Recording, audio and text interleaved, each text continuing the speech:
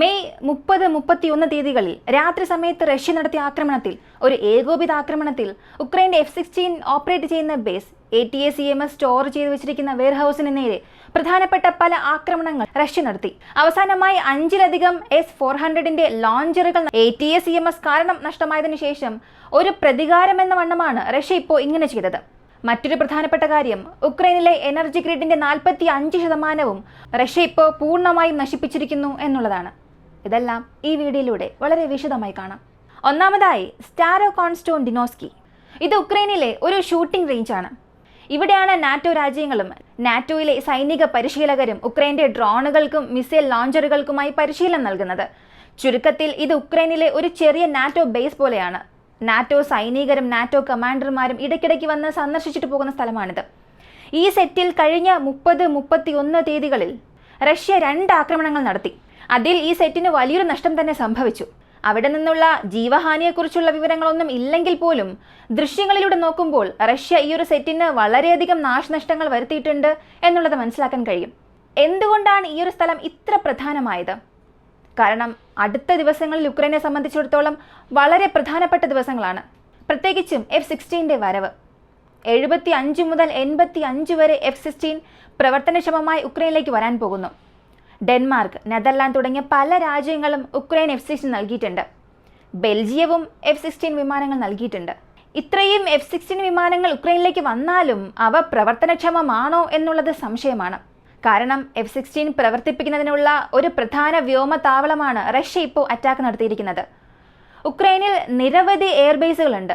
എല്ലാ സ്ഥലങ്ങളിലും F-16 പ്രവർത്തിപ്പിക്കാൻ സാധിക്കുമോ എന്ന് ചോദിച്ചാൽ ഉക്രൈന് അവയിൽ നിന്നെല്ലാം F-16 പ്രവർത്തിപ്പിക്കാൻ കഴിയില്ല. കാരണം F-16 വിമാനങ്ങൾക്കും റഷ്യൻ വിമാനങ്ങൾക്കും സോവിയറ്റ് റഷ്യ നിർമ്മിച്ച വിമാനങ്ങൾക്കും നിരവധി വ്യത്യാസങ്ങളുണ്ട്. അതിനെക്കുറിച്ച് ഞാൻ ഇതിനകം തന്നെ ഒരു വീഡിയോ ചെയ്തിട്ടുണ്ട്. ആ വീഡിയോ കണ്ടിട്ടില്ലാത്തവരാണെങ്കിൽ ഈ വീഡിയോ കാണുന്നവർക്കായി ഒരു ചെറിയ കാര്യം പറയാം. F-16ന്റെ ലാൻഡിംഗ് ഗിയർ വളരെ ചെറുതാണ്. സോവിയറ്റ് വിമാനങ്ങളുടെ ലാൻഡിംഗ് ഗിയർ അല്പം വലുതാണ്.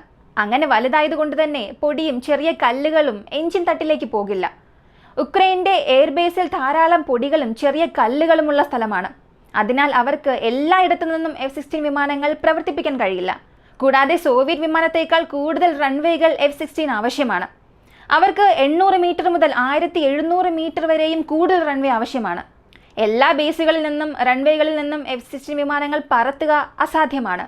അതുകൊണ്ടാണ് ഈ ഒരു എയർബേസ് പരിഷ്കരിക്കാൻ ഉക്രൈൻ ദശലക്ഷക്കണക്കിന് ഡോളർ ചിലവഴിച്ചത്. ഇത്രയും നാളും ഒന്നും ചെയ്യാത്ത റഷ്യ ഇപ്പോൾ ഈ അറ്റാക്ക് നടത്തിയതിൻ്റെ കാരണം F-16ന്റെ 90% നിർമ്മാണവും പൂർത്തിയായി. F-16 വിമാനങ്ങൾ പ്രവർത്തിപ്പിക്കാൻ തയ്യാറായി നിന്നിരുന്ന വ്യോമതാവളമാണ് റഷ്യ തകർത്തത്.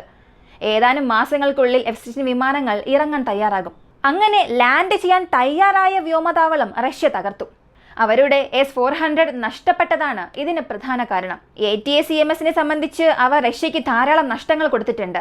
ഇപ്പോൾ പോലും ക്രീമിയ മേഖലയിൽ കുറച്ച് ദിവസങ്ങൾക്ക് മുൻപ് ഒരു റഷ്യൻ മിസൈൽ ബോട്ടിനെ ATACMS ഉപയോഗിച്ച് ഉക്രൈൻ നശിപ്പിച്ചു. ഈ സമയത്ത് റഷ്യയ്ക്ക് ATACMS മിസൈലിനെ തടയാൻ സാധിച്ചില്ല. കാരണം ഉക്രൈൻ ക്ലസ്റ്റർ തരം വാർഹെഡുകൾ ഉപയോഗിക്കാൻ തുടങ്ങി. അതിനാൽ അത് ലോഞ്ച് ചെയ്യുന്നതുവരെ നമ്മൾ എന്തിന് കാത്തിരിക്കണം എന്ന് ചിന്തിച്ച റഷ്യ ഉക്രൈനിലെ ATACMS വെയർഹൌസ് മുഴുവനായി നശിപ്പിച്ചു. പാർഷ്യലി അല്ല, അവ പൂർണ്ണമായി നശിപ്പിച്ചു. ഇതൊരു പ്രതികാര നടപടിയായിട്ടാണ് റഷ്യ ചെയ്തത്. ശരി, ഇത് നമുക്ക് വിടാം. ATACMSനെ സംബന്ധിച്ച് റഷ്യ ഉക്രൈനെ ആക്രമിക്കുന്നു, തിരിച്ച് ഉക്രൈൻ റഷ്യ ആക്രമിക്കുന്നു, അത് വേറൊരു കാര്യം. നമുക്ക് F-16ലേക്ക് വരാം. ഈ വ്യോമതാവളം ആക്രമിച്ചതോടെ ഒരു കാര്യം വ്യക്തമാണ്. എത്ര തന്നെ F-16 വിമാനം റഷ്യയ്ക്ക് വലിയൊരു ഭീഷണിയാണ് എന്ന് പാശ്ചാത്യ രാജ്യങ്ങൾ പറയുമ്പോഴും നിങ്ങൾ എവിടെ നിന്നാണ് F-16 വിമാനങ്ങൾ പറത്തുക? ഉക്രൈനിലെ എല്ലാ താവളങ്ങളിൽ നിന്നും ഇത് ഉപയോഗിക്കാൻ കഴിയില്ല എന്ന് നേരത്തെ പറഞ്ഞു. ചുരുക്കം ചില സ്ഥലങ്ങളിൽ നിന്ന് മാത്രമേ ഇത് വിക്ഷേപിക്കാൻ സാധിക്കുകയുള്ളൂ. അപ്പോൾ നിങ്ങൾ ഏത് ബേസിൽ നിന്ന് ഇത് ലോഞ്ച് ചെയ്യാൻ പോകുന്നു എന്നുള്ളത് റഷ്യയ്ക്ക് വളരെ എളുപ്പത്തിൽ അറിയാൻ സാധിക്കും. ഈ അവസാന ആക്രമണം പോലും റഷ്യ നടത്തിയത് വാണിജ്യ ഉപകരണത്തിൻ്റെ സഹായത്തോടെയാണെന്നുള്ള മറ്റൊരു വിവരവും പുറത്തു വന്നിട്ടുണ്ട്.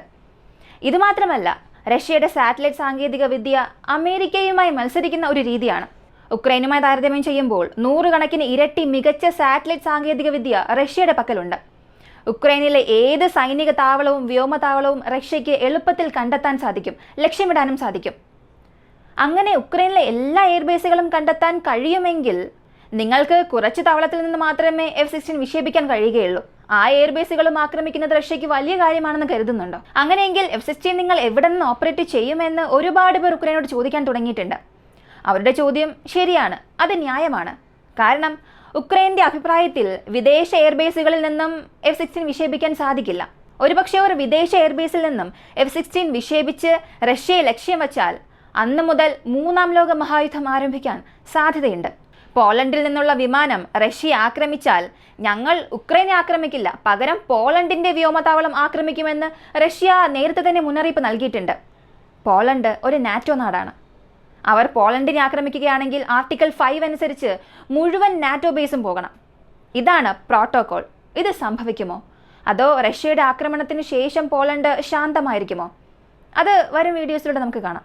ഈ 2 ആക്രമണങ്ങളാൽ ഉക്രൈൻ പരിഭ്രാന്തരാകാൻ കാരണം തന്നെ എവിടെ നിന്ന് F-16 വിക്ഷേപിക്കും എന്ന് ചിന്തിച്ചുകൊണ്ടാണ്. കൂടാതെ ഉക്രൈൻ്റെ എനർജി ഗ്രിഡ് ഘടനയുടെ 45%-ലധികം റഷ്യ നശിപ്പിച്ചു. ഈ ഏകോപിത ആക്രമണത്തിൽ റഷ്യ 24 ക്രൂയിസ് മിസൈലുകളും 30-ലധികം ഡ്രോണുകളും ഉപയോഗിച്ചു.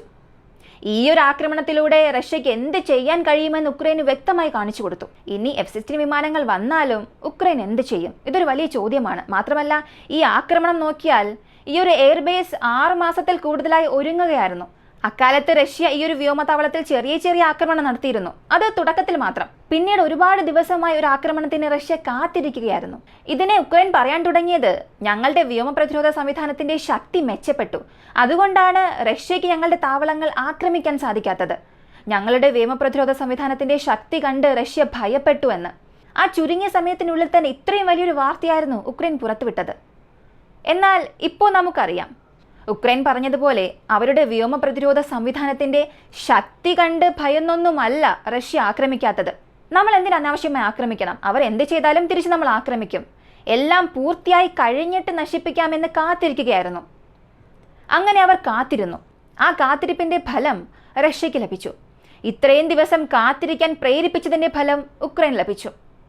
ഉക്രൈൻ അടുത്തടുത്ത് എന്ത് ചെയ്യാൻ പോകുന്നു എന്നുള്ളത് നമുക്ക് വരും വീഡിയോസിൽ കാണാം. നിങ്ങൾ ഈ വീഡിയോയെക്കുറിച്ച് എന്ത് കരുതുന്നു? ഉക്രൈൻ ഇത്രയും ദിവസം ATACMS ഉപയോഗിച്ച് നടത്തിയ വെല്ലുവിളികൾക്ക് റഷ്യ ഇപ്പോൾ ഒരു ഫുൾ സ്റ്റോപ്പ് വെച്ചു. അതിൻ്റെ വെയർഹൗസ് നശിപ്പിച്ചതിലൂടെ, F-16 ഓപ്പറേറ്റ് ചെയ്യുന്ന ബേസ് നശിപ്പിച്ചതിലൂടെ. ഉക്രൈൻ്റെ F-16 എയർബേസ് റഷ്യ ആക്രമിച്ചു എന്നുണ്ടെങ്കിൽ അടുത്ത് ഈ F-16 നാറ്റോ കൺട്രീസിൽ ഓപ്പറേറ്റ് ചെയ്യുമോ? നിങ്ങളുടെ അഭിപ്രായം കമൻറ്റിൽ പറയുക. വീഡിയോ ഇഷ്ടമായി ലൈക്ക് ചെയ്യുക, ഷെയർ ചെയ്യുക. നമ്മുടെ ചാനൽ ആദ്യമായി കാണുന്നവരാണെങ്കിൽ മറക്കാതെ സബ്സ്ക്രൈബ് ചെയ്ത് സപ്പോർട്ട് ചെയ്യുക. മറ്റൊരു വീഡിയോയുമായി വീണ്ടും കാണാം.